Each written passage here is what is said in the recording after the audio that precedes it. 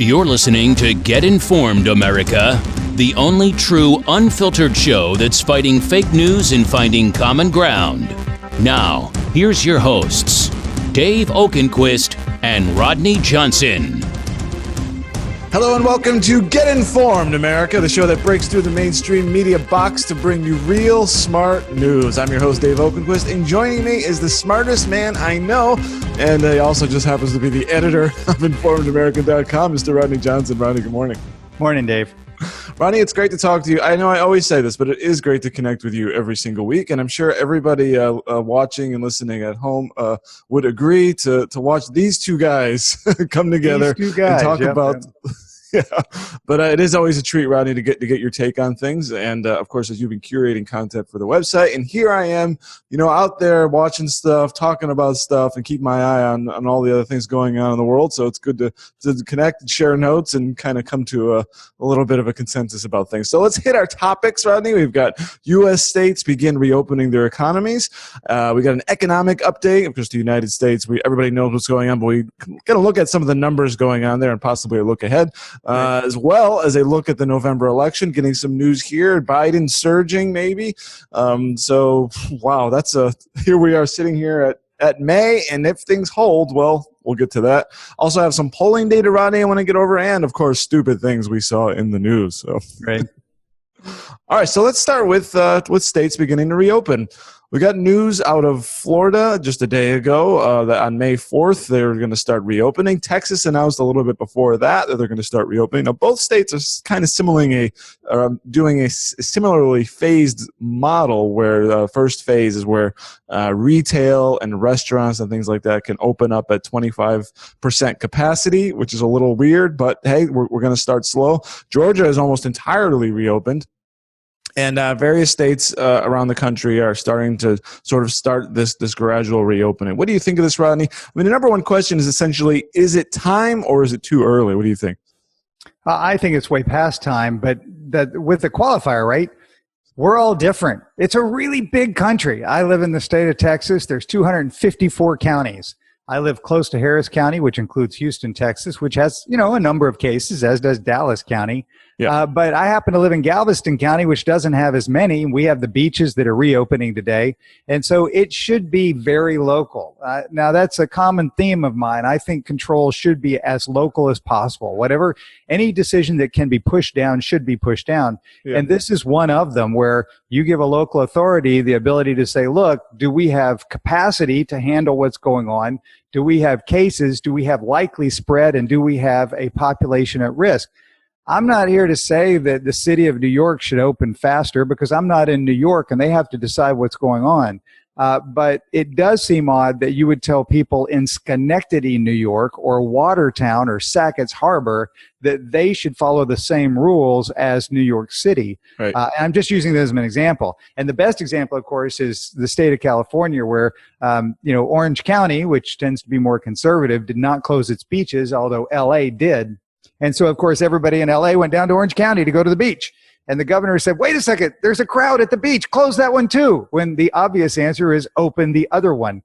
Well, that presents a problem, though, Rodney. So if another place in New York, say, I don't know, Rochester or Schenectady opens up, does that then create a demand for people trapped in New York City to flee to these places, even just to get a hotel room and hang out? I mean, that's maybe one of the dangers.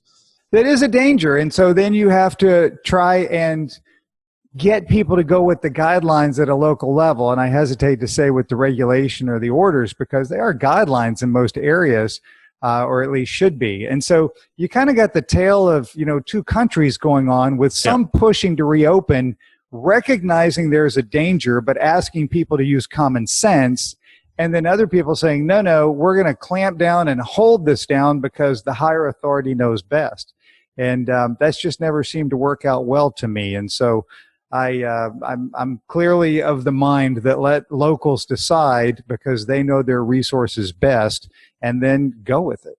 Well, it's funny you mentioned California because after that happened, Governor Newsom just shut the beaches down again. So that's done. Exactly. He shut down Orange County. Yeah. Whereas here today, Galveston County or the beach is open. So Galveston beaches are open today. And of course, it's going to be a mad rush. Now, this being said, as you and I talked about at the beginning of all this, Yeah. and I got berated by a number of people that said warm weather shows some coincidence of lowering infection rate. And I had a number of people email me and say that's a myth, blah, blah, blah, blah, blah. And sure enough, of course, over the last 4 weeks, we're getting a lot of scientific data that says, it doesn't exist as well in warm weather, and sunshine does a lot to get rid of it, and vitamin D helps you fight it off. All things that happen outside, right? I'm not saying everybody go outside and they're not going to get it. That's not it. This is going to spread. There's no question. But it can help some. So it is what it is, right? Yeah. To your point about, well, actually here I'm in Pinellas County, Florida, which is Clearwater, St. Pete. They're opening the beaches on Monday, and I think that's great. I'm not going to be there. I think it's a good idea.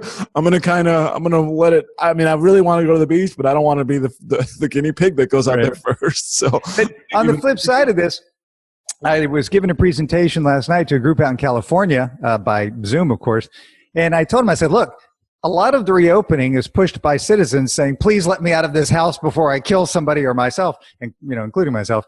A lot of it's driven by cities and states saying we cannot live with no income. And they are getting crushed because there's no sales tax, there's no liquor tax, there's no transportation tax, there's no hotel occupancy tax, there's no transportation tax on the airport. There's all sorts of stuff they're not getting, and they can't make it. And so they need to reopen so that they get more of that. And guess what? One of the biggest groups to get hurt by this will be the Highway Trust Fund. The National Highway Trust Fund is funded by a gasoline tax. I can't remember what the number is. It's like 19 cents a gallon or something. And we're not using it, and it's not getting funded. So. Yeah, and here in Florida, they actually tack on an extra % of retail sales to go into that same fund as well. And of course, no one's buying anything, so it's the same problem. Right. And yeah, I mean, to your point, I think that's true.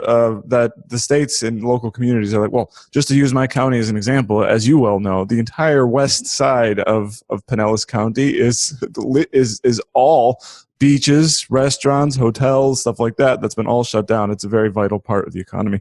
Rodney, what do you think about this 25% capacity? Is that just a good round number, I guess, a low number to hopefully to ease people back in? Or is it's a shot in the dark. I mean, for anybody to say they know is silly. That's not going to happen. I was at a restaurant last night picking up takeout, but of course where I am, there's a lot of outdoor space. And so as we pulled up, I'm listening to the guy doing his live rendition of, Garth Brooks on stage, and there's a lot of outside seating, and nice. People are drinking and having a meal. And what they did is they pulled 75% of the seating off of the patio, and they're not allowing standing. And so I asked about it, and they said, yep, opening today, they've pulled 75% of the seating inside. And on May 18th, we go to 50%, and so they'll add it back. And I think the point is, one, to give them an opportunity to earn a bit more, and two, to get people used to the idea of you're further apart.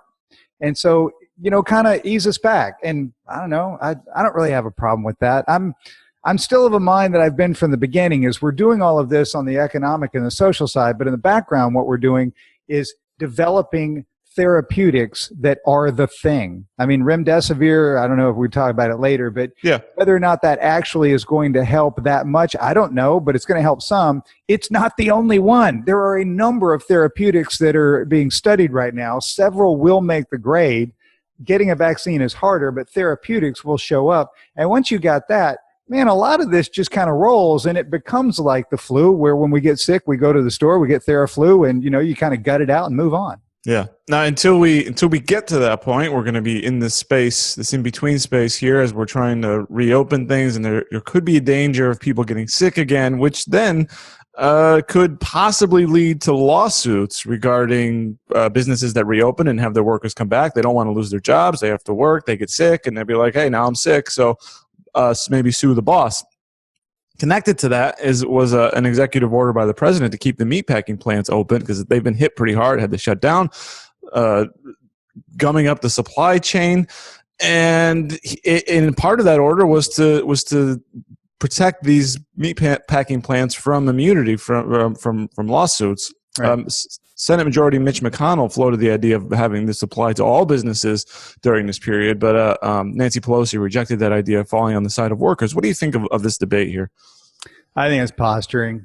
So, the idea is I go to a restaurant and I contract COVID-19, and then I turn around and sue the restaurant and say, clearly you were not cleaning as well as you should have been, and I got sick and you owe me money. Or, God forbid I pass and my estate sues them.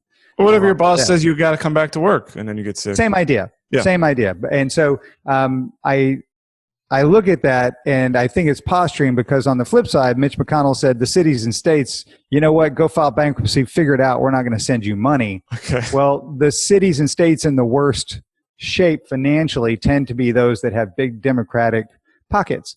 And it's not because they're Democrat. I'm not saying that. I'm saying because they actually tend to be larger. Hey, Rodney, you're getting partisan here? What's going on? Actually, no, I'm not. I'm doing the opposite. Okay. But so Mitch McConnell is saying, I think businesses should be supported, and I think cities and states should, fend for themselves. Nancy Pelosi is saying, I think businesses should fend for themselves and cities and states should be supported. And I think they're both staking out ground for their next level of relief package, which will include both pieces. All right. Excellent. Good. Great there, Rodney. Can't wait to see how many billions they come up with. Yeah, exactly. And to that end, the person that loses is me and you. Every time they make an agreement, you and I and everybody watching as taxpayers, we do lose. And so we'll see what happens here.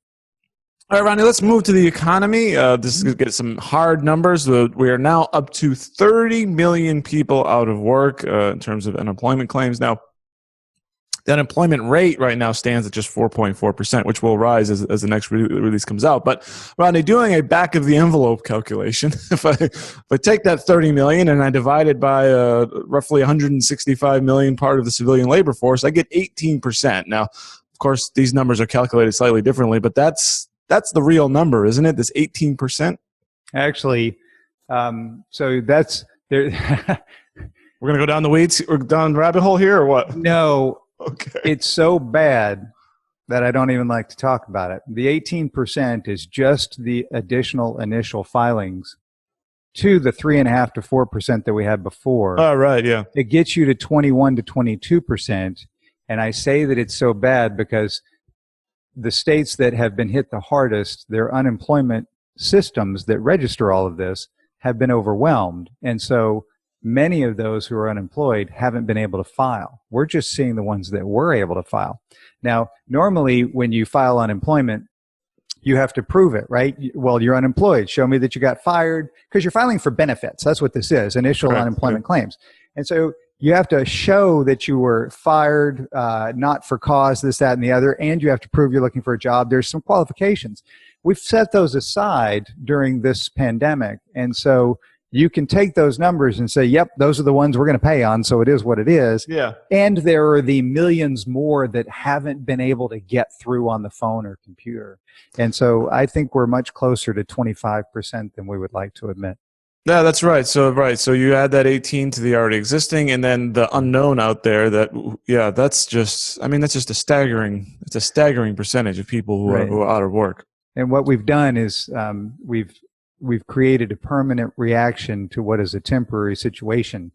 And it wasn't on purpose, of course. Nobody went into this saying, let's put a double-digit number of Americans out of work. Let's put businesses under, and they won't come back, many of them, until we get through this, and then it'll all unwind. We can't unwind that. And so the hope is that unemployment falls below 10% by December of 2021. Wow. That's a long time from here.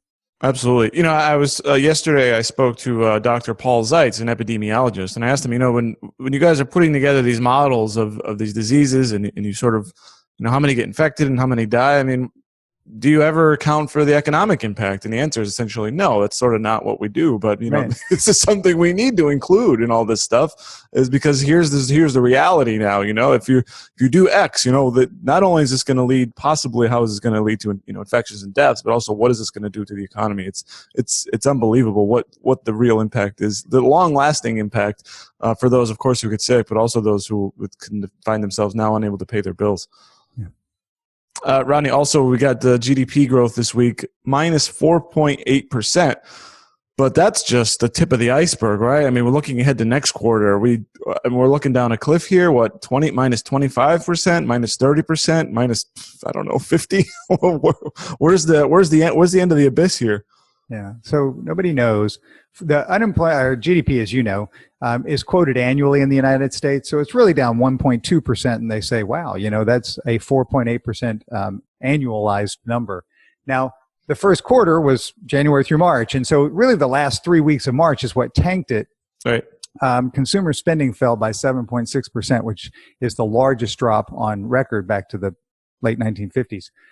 So the estimate for the next quarter, second quarter, ranges from a good number of negative 27 to a bad number of negative 50. Now, again, those are annualized. And so, you're looking at negative 8 to negative 13, 14% for just the quarter. And so it's going to be difficult, and nobody really knows what it's going to be. The real question out there isn't the down. I mean, turning off the economy, and we didn't turn it off. I mean, a lot of things are still out there. We're still going to breakfast. We're still getting essential services. A lot of people are still working from home. But the economic lockdown is an event. You get an order and you stop. You don't go out the next day. You don't drive to work. Reopening is a process, and it's never been done. Certainly never voluntarily. And so we don't know what it's going to look like. The question is how quickly and all the other things, right? I am not hopeful that it's a bounce back to previous levels because I don't see how that could happen that way. So we'll see. Yeah. We'll see. We're in a new world, and as we get back into that new world, we may have a new president elected in November. We're getting closer and closer to that day, Rodney. I mean, this is full swing. I guess by the time we hit, we're a little ways away from August when this thing is in all the way up in high gear, but we're getting closer and closer. We got news from Hillary Clinton endorsing Biden. Meanwhile, Rodney, these Tara Reade sexual assault allegations aren't going away. No, this morning was the first time Joe Biden directly addressed the allegations himself, and he denied them. But this isn't. Oh, sorry. Did you say something? He's denied them consistently. I don't think he denied. I don't think he was. I think today, this morning, I believe, was the first time he was specifically asked directly himself to give his own. I mean, his campaign has denied it in a certain. Right. Through his campaign, he's denied it consistently since it came out. Today's the first day somebody asked him a question. Now, I did hear something that Elizabeth Warren has been buying up online ads. Is she a plan B, or is this is it Biden all the way? I don't know. So, of course, the question is out there about Andrew Cuomo, which I don't think has merit because he wasn't on any ballot in primaries, but also he hasn't been vetted that way. And there's a long vetting process by the press and by the public that goes into this. And so it'd be really hard for somebody to kind of show up at the last minute who wasn't part of the race in the first place. Much easier for a Klobuchar or a Warren. I left out Sanders on purpose, not because he couldn't jump back in. He's technically still on the ballot, as are the others, when it comes to the nominating process at the convention. But he doesn't have that broad appeal. He has a very fired up base, but it has a limit. And we've seen that limit as we've kind of gone around the country. And so is Warren a plan B? I don't know. I think it is Joe Biden. It is Joe Biden. It is Joe Biden. This is just something that they have to get through. Yeah. So let me ask you about that. I mean, is this going to drag him down? Is it not? I mean, now I'm old enough. I'm seeing the mainstream media reaction, and I'm old enough to have lived through the Kavanaugh confirmation hearings. Believe all women, Handmaid's Tale, all this stuff with an absolute certainty that Christine Blasey Ford was telling the truth, and you could not question her.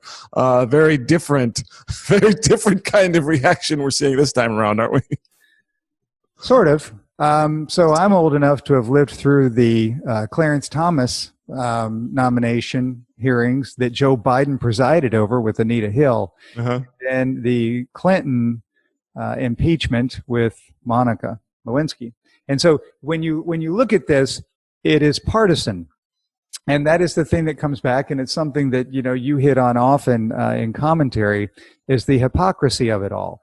And so these allegations would be much easier to discuss and take if we didn't think that everything that came out of Washington or a newspaper from each side was highly partisan.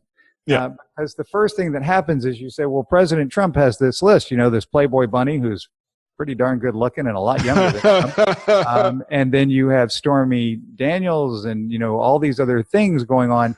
And they say, oh, but he's done worse. And it's like, people kind of thought he was a scoundrel to begin with, whereas Joe Biden is supposed to be the Boy Scout who's fighting the scoundrel, blah, blah, blah. But the hypocrisy it's what sours me, and I think sours a lot of people on many things that come out of the mouths of those in Washington. And the notion that even if I've met my representative, which I haven't, by the way, and I thought he was a good guy, the fact that he toes the party line because somebody further up says if you don't, then you won't be included on these committees and you'll be a sidelined, nothing representative who never gets to do anything important. The whole system is stacked against common sense and telling the truth. And that's the worst part. So, I mean, the takeaway here is the cynicism has been fully exposed, I guess, in this whole process. Exactly. And so here's a guy who is famous for touching people. I didn't say inappropriately touching people. He's famous for touching people. You can go on Google search images and you'll find any variety of. And so to say that, he rubbed her shoulders and made her feel uncomfortable, that seems pretty easy, right? I think there's somebody who can say that about last month or at least, 6 months ago. Because that's who the guy is. And again, I didn't say inappropriate. The further thing of inappropriate, she is the only one that we've heard from, and he has a very long and public career stemming back to the 1970s, early 70s, if not 69, I think maybe is when he was first elected. And so there's been a long history where it didn't happen with anybody else. Doesn't mean it didn't happen here. Right. It just means, like everything else, you put it through the normal process instead of prosecuting him in the court of public opinion like both sides like to do to each other. And what matters most is what voters think, and we're getting some early polling numbers, Rodney, something we talked about when we were preparing yesterday. I've got here RCP average between Biden and Trump. Nationally, Biden up nearly 5.9%. Pennsylvania, up 6.7%. In Michigan, Biden up 5.5%. In Arizona, Biden up 4.4%. In Florida, 3.2%. In Wisconsin, 2.7%. I mean, if this polling holds, which I don't think it will at this point in May all the way through November, but if it holds, Biden is your new president, Rodney. Well, and I guess we go back to the previous thing. So President Trump was a scoundrel by most accounts from the day he started running for office. But the choice was not him or somebody else in the Republican Party after the nomination, of course. Yeah. It was him or Hillary Clinton. Yeah. And so people said, well, he kind of represents the ideas from this point of view that I want, whether or not he is the one that I wanted to be there. A lot of people did. Totally get that. A lot of people love him. But he represented a side. And so it wasn't, well, I have these 6 other people that represent the same thing. Let's get one of those. It was him or Hillary Clinton. And so the Democrats are going through the same thing. If they villainize Joe Biden here, they're like, well, what's the choice? Just go vote for Trump? We're not going to do that because the numbers are so set with the 42% that are just, President Trump, President Trump, President Trump. And then the roughly 48 to 51% that are not Trump, not Trump, not Trump, not Trump. And so, believe me, they're voting for Joe Biden. They're voting for whoever is not Trump. It is what it is. Absolutely. Now, a question to me, though, for independents. Have they seen Joe Biden? I don't know that anyone's really – I don't know that he's actually been exposed all that much. But I mean exposed, not in a negative way, but actual exposure. Like people seeing him the way we talked about his mental decline. I mean, the man is not all there. Now, I think this virus has helped. The lockdown has helped because he hasn't had to go anywhere. And he hasn't had to get really any impromptu questions from anybody where you could see there's nothing going on upstairs. So I think that remains to be seen as the economy starts opening up. Any thoughts on my insults? Joe Biden has been a gaffmatic for as long as I've been watching politics and kind of. But I'm not talking gaffes. I'm talking I don't know what year it is or what planet I'm on. That's not a gaff. Yeah, he's 78, right? I think he's 78 or he will be 78 soon. And so it is what it is. I think, to your point, though, once he locked up essentially the nomination, then he's been given a pass because he's not in public where he is prone to such things. Yeah. And so I don't know that this really helped him all that much, because it gave President Trump a platform to talk every single day, which again, I mean, now that we're seeing his numbers fall, maybe that's not so helpful either. They're going down too, yeah. Anyway, I'm calling it the shelter-in-place candidacy, and it's just going to wait this whole thing out in the basement. I think that's what's going on here. That's the strategy. Biden said we should move the election back, and I think a lot of people are actually the reverse. Just hold it tomorrow. Don't let either one of them talk anymore. Just put the ballot out and see what happens. Yeah, and then we'll get Inauguration Day, and he won't be able to recite his oath, and everybody like, wait, that's Joe Biden? I thought he was the guy from that ran with Obama in 2008. We got some other polling data, rather, from Rasmussen in terms of enthusiasm. It says 60% of American voters are enthusiastic. 34% say it's going to be a contest of the lesser of two evils, which seems to always be the case. And there is a split round in terms of enthusiasm. Republicans are highly enthusiastic by a rate of 75%. Democrats just 57%. Do you make anything out of that, or is it just going to be there's people still hate Trump and they'll find enough enthusiasm to try to vote him out of office? They're definitely going to find enough enthusiasm. The numbers tell me what's been going on in politics now for really since 2004, 2005, is a move toward identity politics.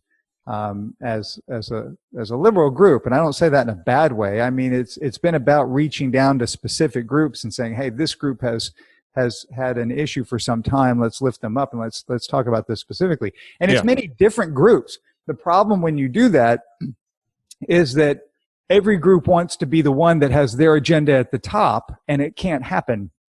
And so it's very difficult when you've built a coalition of specific groups as groups, right?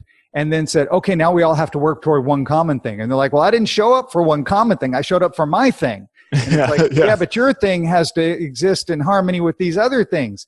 And so it's really hard to get widespread enthusiasm that way. And it shows up every time that we get to a national election for Democrats. And I'm not saying it's bad or wrong. I'm saying it's how it plays out.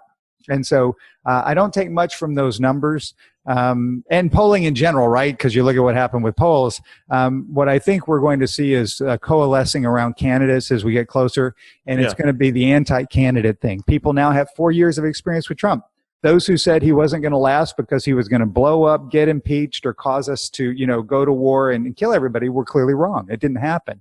But then again, you have 4 years of experience with him, and people can point to whatever they want, good or bad, and say, this is the reason. And I think that's going to be what drives the election. Yeah, that's an interesting point. I mean, scandals, impeachment, the only thing that can possibly take down the president, Trump now, is the global pandemic. And that nobody thought that in the beginning, right? Right. And so, the worst thing for people that don't like Trump was that the economy was kind of bumping along at moderate at best, but the stock market was flying. And now that's been taken away, and yet his numbers remain the same. And so I think that just shows you it is a bedrock. Yeah. I want to run through just quickly some other things. There was a question that Rasmussen posed about Tara Reid. 34% believe Reid. 24% think Biden is telling the truth. So kind of close there, favoring Reid right now. But 41% is undecided. That's the big number there. You make anything of that? I don't think people really even know too much about this thing yet, right? I think we're kind of in the earlier stages. The average Joe, does he even know who Tara Reid is? Right. I don't think so. One, because the mainstream media hasn't said too much about it, right? It's been on the front page of the New York Times a couple of times as a small piece, mainly for them to push back against several political leaders, Democrats, saying, well, the New York Times looked into this story, investigated it thoroughly, and found nothing. So I don't believe her, or rather, I believe Biden. They don't say they don't believe her. Yeah. But the New York Times hit back and said, hey, wait a second. We did not do some exhaustive investigation. We certainly did not come to some conclusion on this one way or the other. So No. We were only hinting that it was all okay. We didn't come out and actually say it. Right, but they're not allowing a lot of people to push off their own judgment and say, oh, well, I'm just siding with the Times. Yeah, well, that is good. All right, Rodney, I want to talk about, we talked earlier about states reopening and what maybe some of the attitudes would be about getting back into the economy, people inserting themselves back, coming out of their houses, going out in public. Quick one small thing here is about face masks. This says 57% of people wear a face mask every time they leave the house. That's a very high number.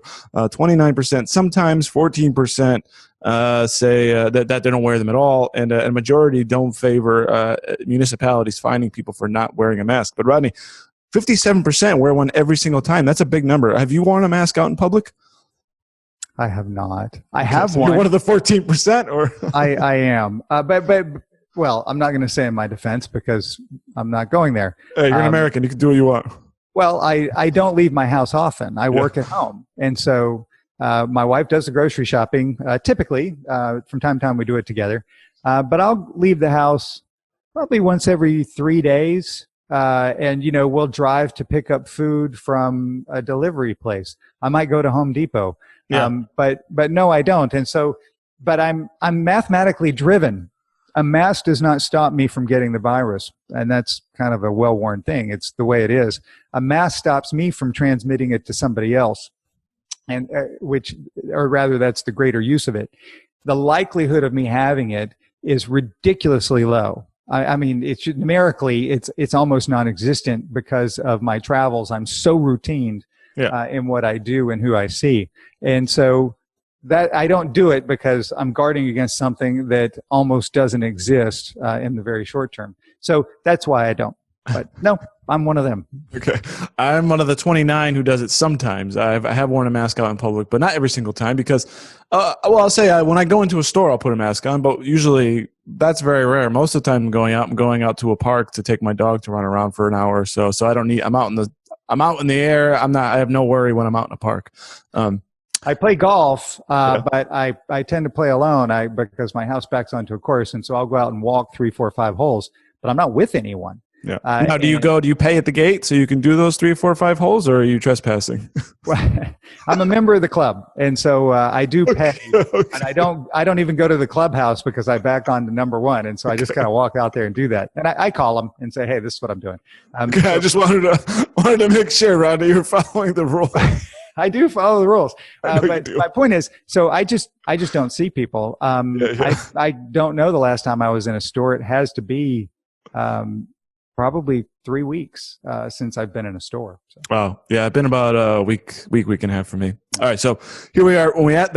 There's a survey from Democracy Fund and UCLA.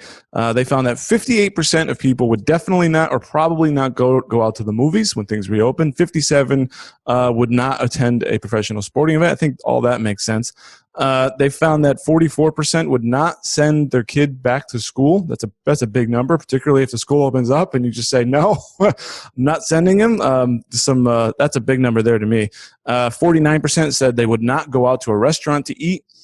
Another high number. 60% said they would be comfortable going to a friend's house and eat dinner, but and only 52% said they'd be comfortable getting a haircut. So those are the only majorities of the questions that they posed of doing different things. What do you think of those results? People are very scared to get back out there, aren't they?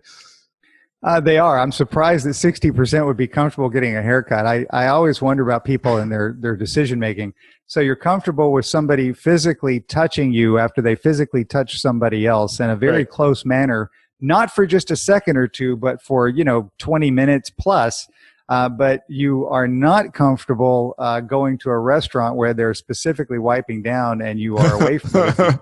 So anyway, it doesn't matter. Yeah. So I find those numbers interesting, and I would not be surprised to find that the numbers show that they are dramatically skewed. Right, the people who are over 50, like me, and people who are over 65 are saying, "Wait a second, I'm not doing any of this," and so I bet those numbers are highly skewed by age. The big problem is going to be with colleges, and it's something we haven't talked about, and I know it's probably not on people's radar yet. But seniors, 18% of seniors say they're just going to gap. High school seniors are saying they're going to gap year next year. They're just not even going to worry about it because colleges haven't decided if they're going to reopen, and yet you have to pay a deposit. And so there are some institutions out there that are going to be in a world of hurt as we do not open at full speed. And so we talk about restaurants, talk about bars, talk about sporting events. You got to look at some bigger institutions out there and ask who's going to live and who's not. Yeah, it's gonna be an interesting period there. So yeah, great point. All right, Rodney, let's move on to our final segment, Stupid Things I Saw on the Internet and News, and I have a case of elite hypocrisy, as you hinted at earlier. Both these stories come from InformedAmerican.com. Nashville mayor calls for 32% property tax hike to balance city budget to fill the gaping $472 million revenue hole. As you know, I'm sure they're not the only city that's having a hard time right now. And he says, we're just going to jack up the property tax. People weren't too happy about that, Rodney, are they? They weren't. In his defense, I mean, he said they've drained the rainy day fund and they've cut its spending by $125 million. And so he said, look, we've done the other things. We've got this hole. And Nashville is a city of tourism. So they are not looking at a return anytime soon. And the tax rate was higher 5-7 years ago. But then again, property values were lower. And so in terms of what people are about to pay, it's going to be painful. I don't know if it'll stay at, a 32% hike, but cities and states around the nation are in their budgeting process right now because they have to pass one by June 30, and a lot of them are staring down a bad set of facts. Right, but the point is, for the average citizen, they all of a sudden get a massive bill that maybe they can't pay. So you got it. Yeah, passing that buck down. So maybe now's not the right time to do this. We also got a story from InformedAmerican.com that you found, Ronnie. Jackson, Mississippi mayor signs order revoking right to carry law and doesn't go very well. This ticked off a lot of people, even led to a lawsuit. And it brings up that debate about what are our rights during the time of crisis. And certain city leaders of this Jackson, Mississippi mayor found an opportunity here to maybe get guns off the streets to end violence. But hey, we do have that thing called the Second Amendment, don't we, Rodney? We do, and so that's the big fight. And I think there are going to be several lawsuits that end up going to the Supreme Court about what can be abridged in such times and what cannot. And this goes back, this is not something just about this. Students of history, Abraham Lincoln suspended habeas corpus during the Civil War. And I mean, throwing you in jail for no cause and leaving you there, that's something. And so he was fighting, what he thought was sedition, this, that, and the other. But anyway, he suspended it. And so was that CNN? Oh no, they didn't have CNN back then. Sorry. So this has been around as a fight for a long time, and it's a fight worth having. And so hopefully we do end up coming to some, clear resolution of how what you need to abridge some rights. You have you have governors like the one in Michigan who just extended several emergency orders by executive order because the legislature didn't agree. Yeah. And it's like, wait a second. So the elected officials representing their group said no, and you said, oh, I just know better than everybody? That as I said at the beginning of the show, any decision that can be pushed to local, I think should be pushed to local. That's something we talked about. And I don't know what happened in the Lincoln case. Was that ever adjudicated by a court? I just wonder if I don't believe. Well, I would have to go back and look because where would it wind to, right? It would have to show up in New York and then get to the Supreme Court in D.C. D.C. was technically part of the South at the time. It was it was, of course, a mess. I would imagine it was. Look. Sorry, but the point is that we have a crisis. They suspend these things, then the crisis actually does end, and then things go back to normal, and then we kind of forget that this happens again. So right. I think it would be good to actually get some decision on this. What is the government allowed to do? Because this isn't going to be the last crisis. Right. Rodney, I know you're just dying to hear the story of elite hypocrisy. Now, this one is kind of multi-leveled. This deal isn't. Go ahead. Okay. It's slightly, I don't want to say I'm late to this, but it was developing, I guess. Chris Cuomo, the anchor at CNN, you heard, Rodney, I'm sure, that he had tested positive for coronavirus and was at home.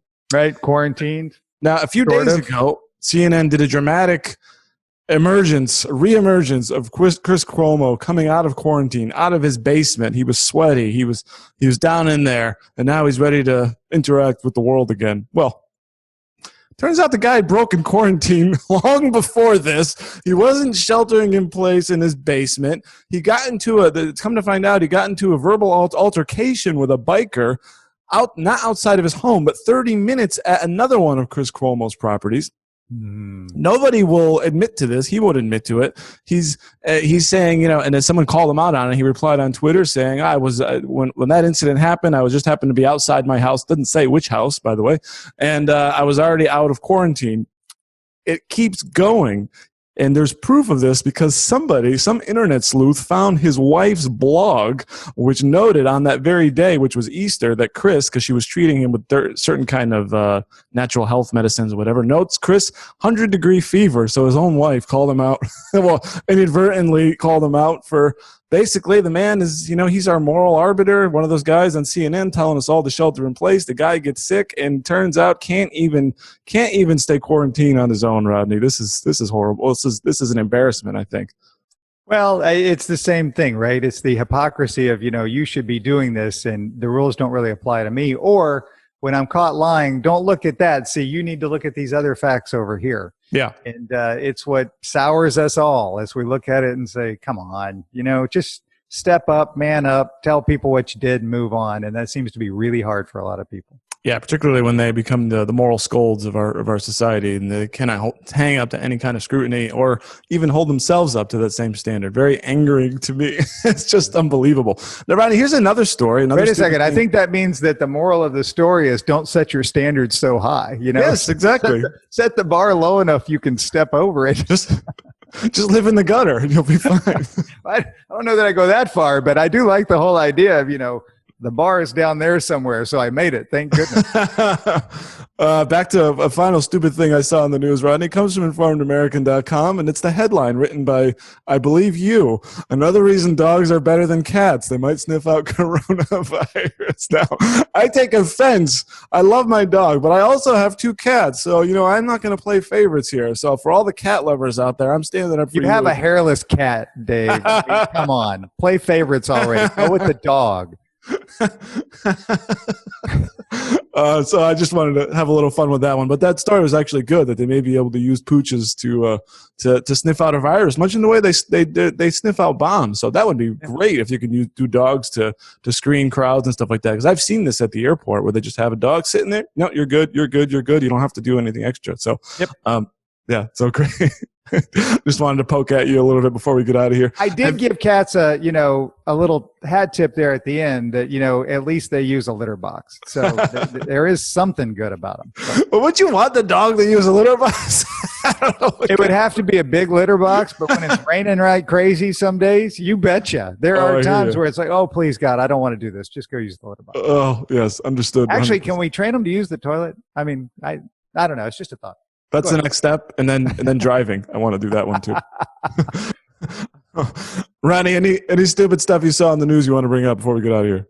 Well, stupid stuff. I don't know. There's a couple of good things. There's a woman, Megan Jessens, who started Miss Megan's Camp Kindergarten, and she's a part-time kindergarten teacher by profession, but of course she's staying home like everybody else, and she has a 6-year-old and 4-year-old.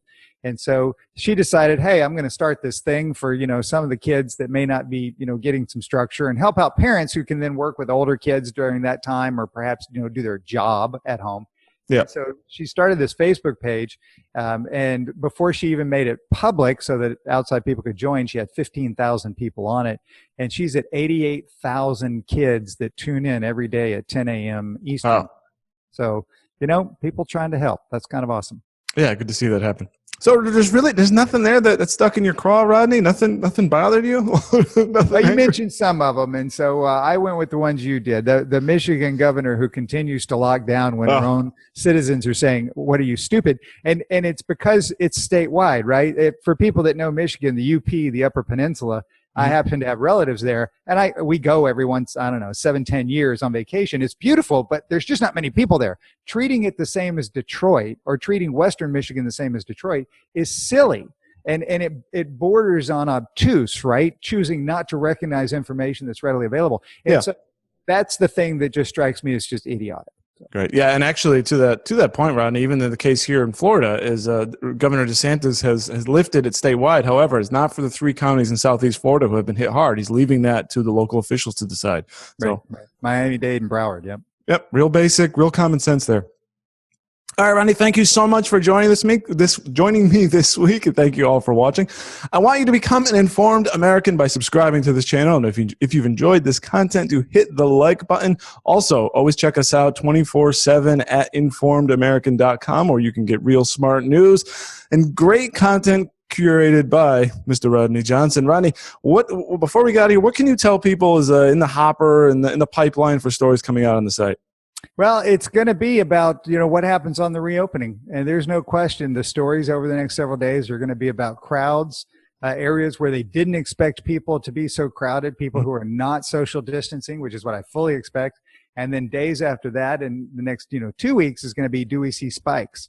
And just like the Wisconsin election, when people were required to go in person, we didn't see a spike in COVID after that. And so it'll be interesting to see, what comes of it. And also next Friday, we get the unemployment numbers for April. And I'm expecting them to be a little bit grim. So that's what we're looking at. Yep, and we will be here next Friday to report on all of that. For Rodney Johnson, I'm Dave Oakenquist telling you to get informed, America. You've been listening to Get Informed, America, brought to you by the Informed American Radio Network.